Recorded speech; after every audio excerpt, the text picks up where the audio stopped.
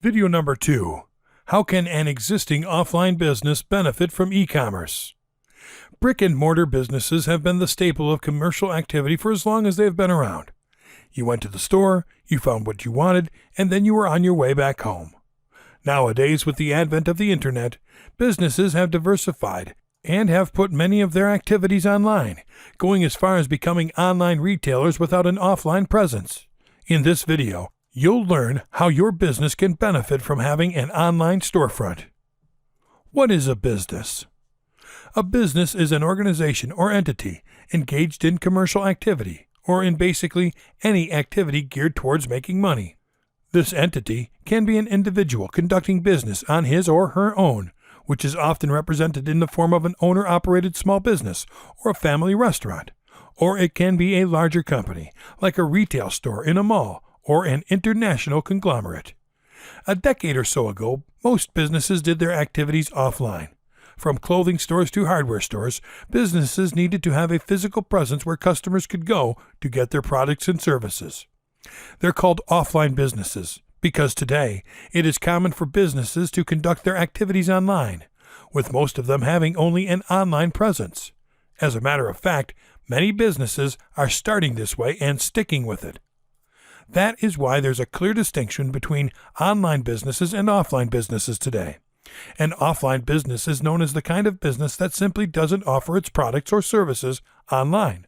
Attributes of an offline business include having a physical office or storefront, targeting of specific areas which are often limited to where the business owners are located, and having to rely on television, newspapers, magazines, and billboards for advertising. There is an increasingly popular notion that offline businesses are a thing of the past, and that a business thriving on its physical presence can be kicked out of existence at any time. With the rapid shifts in consumer behavior in recent years, it is unlikely to survive offline only.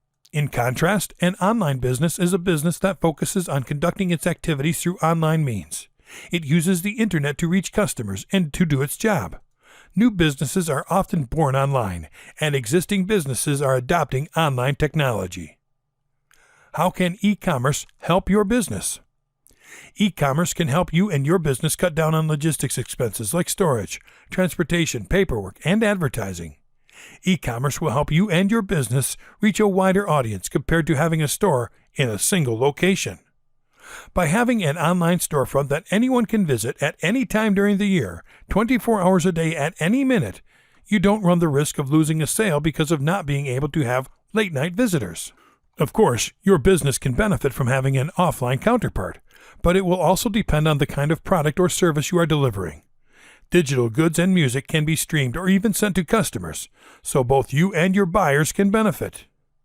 Everything can be automated, from the checkout process to the notifications. You can even outsource shipping and handling of your products to third-party companies that specialize in e-commerce. The financial benefits that e-commerce can bring to businesses are very sweet.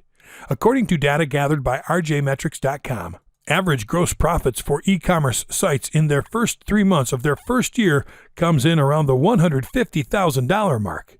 By its second year, this average went up to $330,000, and by its third year, it reached a peak average of $1 million a month.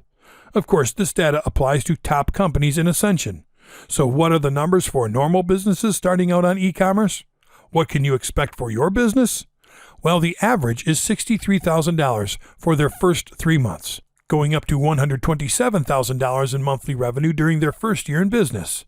It peaked at $352,000 a month after 3 years in business, which is an increase of 175% over the course of 3 years from the start. Where can you start? You have to start by planning what you are going to sell in the first place. Not only do you need to start planning about what you want to sell, but start thinking about an industry and the sort of products you are passionate about. If you are selling something that you love and enjoy, you'll be more likely to enjoy managing your inventory and your e-commerce site. You have to find out if that product will be made by you. If you are going to create designs for coffee mugs, or if you are going to find a wholesaler in order to access what you want to sell, like WholesaleCentral.com. Next comes creating a unique identity for your business or brand. An example is Finch Goods Company, who has created an identity for its Made in America accessories for men's business that can be easily recognized and remembered.